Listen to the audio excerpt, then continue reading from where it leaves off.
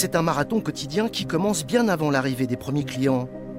Zacharia, l'agent de sécurité, veille sur cet hypermarché. La fonction ne s'improvise pas. D'ailleurs, pour l'exercer en France, il faut posséder une carte professionnelle délivrée après une formation. En premier lieu, on nous apprend les textes de loi, le cadre légal. C'est très important dans notre métier de connaître son cadre légal, de ne pas dépasser ou outrepasser ses missions. C'est la première chose qu'on nous apprend. Après, bien sûr, on va nous apprendre à être patient, à être poli. C'est l'une aussi des qualités qu'on nous demande en tant qu'agent de sécurité. Et on attend toujours beaucoup des agents de sécurité, à commencer par le directeur de la grande surface. Bonjour Jacques, ça va? Et vous? Des problèmes ce matin? Des petits soucis au local chaufferie, le chauffage ne fonctionnait pas, je l'ai renclenché. D'accord. Et puis voilà, sinon Pas eu de problème cette nuit avec les rondes? non, tout va bien. Bon bah ça marche. Nickel. Bonne journée. Merci pour l'invitation. On n'imagine pas des magasins de cette taille fonctionner sans agent de sécurité. Dès l'ouverture du centre commercial, d'autres missions attendent Zacharia. Et il y en a qui sont un peu plus délicates, comme l'escorte des hôtesses de caisse. Ça vous rassure de voir quelqu'un qui vous accompagne quand même le matin? Oui, quand même. On sait jamais ce qui peut arriver. Il y a quand même une bonne distance jusqu'au magasin. Alors bon.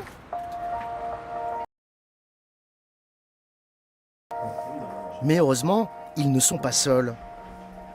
Dans une petite salle, un autre agent peut suivre leurs déplacements. Ici, il y a des caméras partout. Installé devant sa mosaïque d'images, Quentin découvre en permanence une autre facette de la sécurité. Je connaissais pas du tout le métier, j'étais commercial de base. Et en fait, ce qui m'a plu, c'est on fait jamais la même chose. Comme on dit bien souvent, l'habit ne fait pas le moine. Parce que une personne lambda, une mamie, un papy, parfois ils sont plus voleurs que des gens qu'on pourrait juger, des jeunes qui traînent un peu dehors, tout ça. Là, la vidéo, je suis en train de voir une personne type masculin, 18 ans, avec une veste blanche, pantalon noir. Elle charge pas mal de parfums. Au revoir. Bonjour monsieur. Excusez-moi, vous pouvez vous mettre sur le côté s'il vous plaît? Oui, mais pourquoi? Mon PC m'a prévenu comme quoi vous aurez chargé des objets dans votre sac. On peut aller voir en salle d'interpellation? Ah ça en plus c'est des articles qu'on a en magasin. Il y a des personnes qui vont pas du tout vouloir ouvrir leur sac. Donc là, à ce moment-là, il va falloir être un peu plus malin et jouer sur la police. C'est-à-dire, moi écoutez, on peut s'arranger entre nous. Après, si vous voulez vraiment pas, moi je suis pas apte à fouiller, donc je vais devoir appeler la police. Donc c'est à vous de voir si vous avez vraiment pris quelque chose, ce serait dommage. D'accord. Voilà. Et nous allons voir que dans cette école, on étudie tous les scénarios, Vite la caisse, dépêche-toi! même les plus extrêmes. Couche-toi!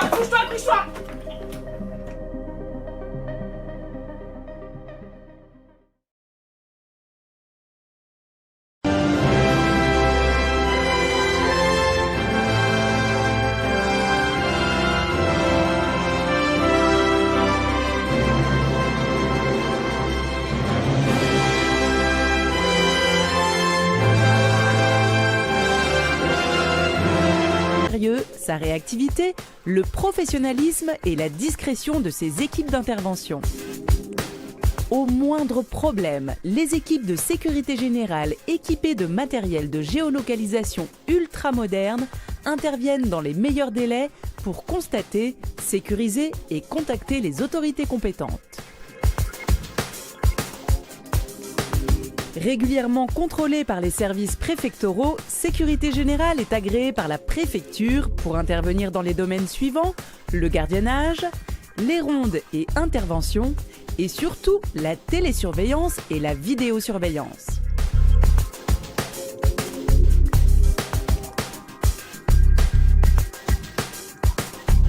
Tous les membres de l'équipe disposent d'un certificat de qualification professionnelle, une obligation pour exercer les différents métiers de l'entreprise.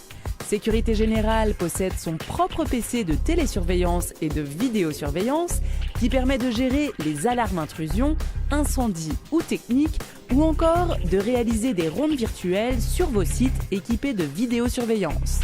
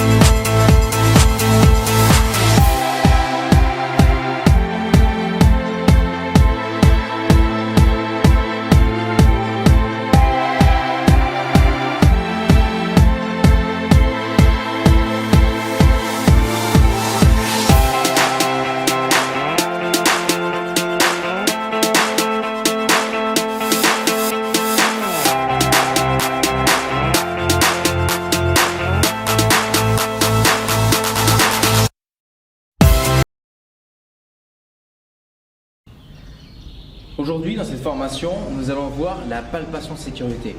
La palpation de sécurité est régulièrement présente dans la vie d'un agent de sécurité, au quotidien. Maintenant, avec les mesures Vigipirate, c'est une mesure qui s'est démocratisée, qu'on voit de plus en plus de partout. Mais est-ce que vous comprenez réellement l'importance et le but de cette mesure? Et on va voir toutes les applications possibles et tous les cadres possibles. Et on va vous donner tous les moyens, avec démonstration, de toutes les applications possibles et comment vous allez pouvoir l'utiliser, quand et comment le justifier. De plus, sachez que c'est une technique qu'on applique. Les gens le voient, nous voient et nous jugent sur l'application de cette mesure.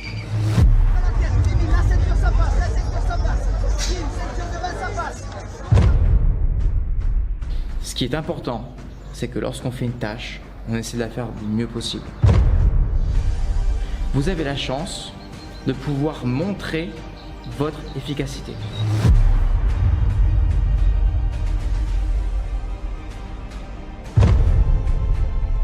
Or, les gens maintenant, ce qui se passe, c'est qu'ils ont des automatismes et en fait, ils ne vont pas réellement chercher des choses, ils vont juste faire un geste pour que visuellement, l'agent fasse quelque chose et travaille, quoi.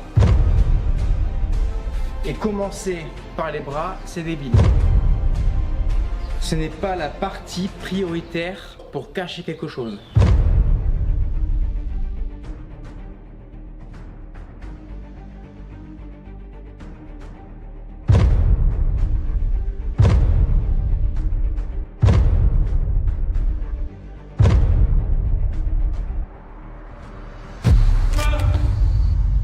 Partie du principe qu'il y a quelque chose et que parfois il n'y a rien.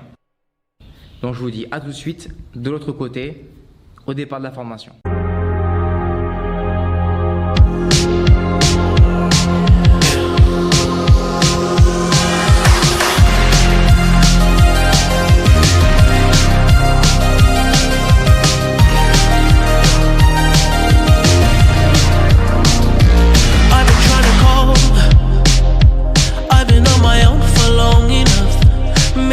Show me how to love, maybe I'm going through a drought.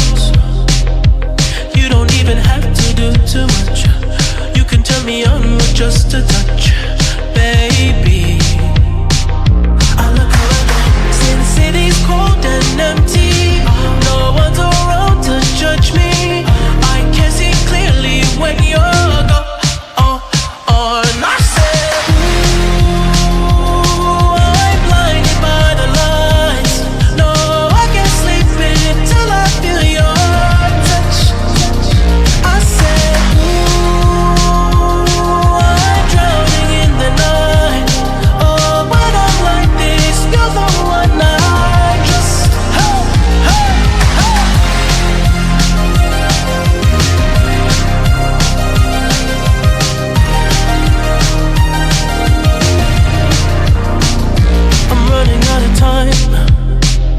I said I can see the sun light up the sky.